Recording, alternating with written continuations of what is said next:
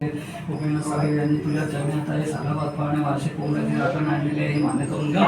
एकंदर हाती पाय सांभाळून बाहेरचा कोंबडा पाहिला, पासाचा नाळा पासाला, हीच राखण पुढे जमेल धरून काढा काढ रे, हीच राखण पुढे जमेल धरून बाहेरचा कोंबडा पाहायला दिलेला आहे, पासाचा नाळा पासाला दिलेला आहे. एकंदर हाती पाय सांभाळ पटवाली करली.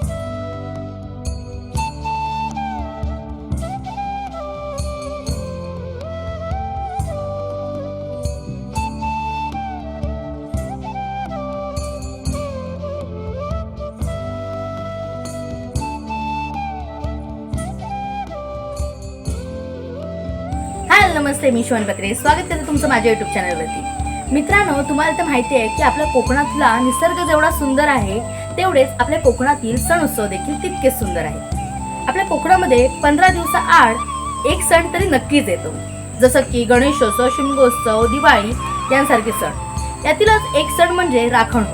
राखण ही कोकण पट्ट्यामध्ये मोठ्या प्रमाणात साजरी केली जाते.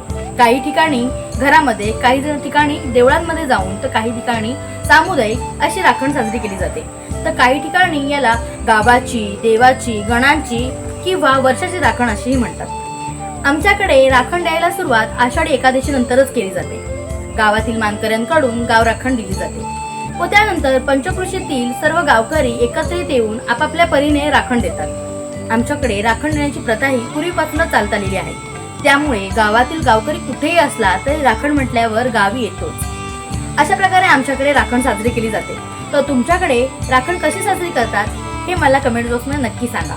आणि जर तुम्हाला हा व्हिडिओ आवडला असेल तर व्हिडिओला लाईक, शेअर, कमेंट आणि आपल्या चॅनलला सबस्क्राईब नक्की करा. तर भेटूया आपण अशाच नवनवीन व्हिडिओमध्ये. तोपर्यंत स्वतःची काळजी घ्या. बाय.